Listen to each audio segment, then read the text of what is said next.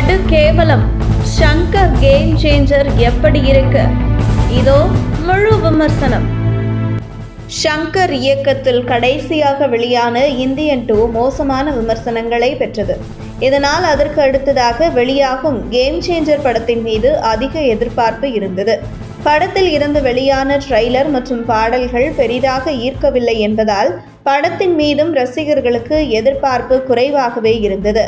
கார்த்திக் சுப்புராஜ் கதையை அடிப்படையாக வைத்து கேம் சேஞ்சர் படத்தை உருவாக்கியுள்ளார்.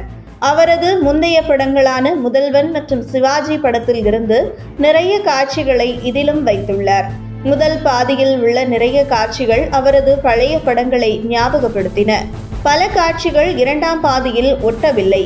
என்னதான் கமர்ஷியல் படம் என்றாலும் ஏகப்பட்ட இடங்களில் லாஜிக் மீறல்கள் உள்ளன. பழைய ஷங்கரை பார்க்க முடியவில்லை என்று ரசிகர்கள் புலம்பும் சத்தம் தமனின் இசையையும் தாண்டியும் கேட்கிறது.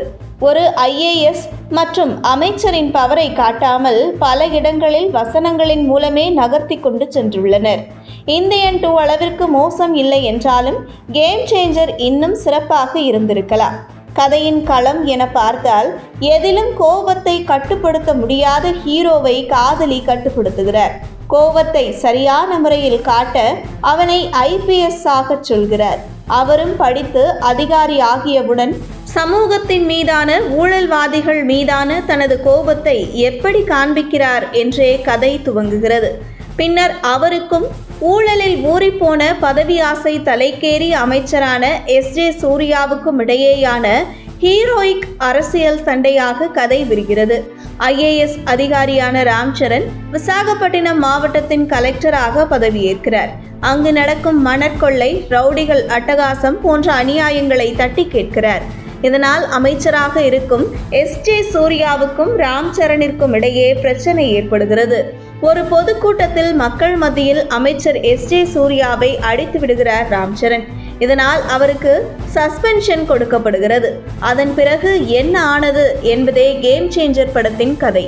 இயக்குனர் ஷங்கர் தன்னுடைய ஆரம்ப காலகட்டத்தில் இருந்தே அரசியல் கதைகளையே அதிகம் இயக்கியிருக்கிறார். அதேபோல் அவர் இயக்கும் ஒவ்வொரு படத்திலும் ஒரு சமூக நோக்கம் இருக்கும்படி பார்த்து கொள்கிறார். அதுவே அவரை ஒரு தனித்துவமான இயக்குனராக நிறுத்தியுள்ளது. இந்த முறை தெலுங்கில் நேரடி படம் ராம்சரணுடன் என்பதால் எதிர்பார்ப்புகள் அதிகம். அந்த விஷயம் அவருக்கு தெரியும். ஆனால் கடந்த சில ஆண்டுகளாகவே அவரது படங்கள் பெரிய அளவில் சோபிக்கவில்லை. இந்த படத்தின் கதையும் எளிதில் யூகிக்கக்கூடியதாக உள்ளது. கதை எப்படி இருந்தாலும் திரைக்கதை சுவாரஸ்யமாக இருந்தால் பிரச்சனை இல்லை. ஆனால் இந்த படத்தில் கதையும் திரைக்கதையும் மிகவும் மந்தமாக நகர்கின்றன. குறிப்பாக முதல் பாதி நாயகனுக்கு எந்த எதிர்ப்பும் இல்லை. மிகவும் பேசிக்கொண்டே இருப்பதால் எந்தவித ஈர்ப்பும் இல்லை. பிரம்மாண்டம் கவர்ந்து இழுத்தாலும் கதை சுவாரஸ்யமாக இல்லை. உங்கள் தின சேவல்.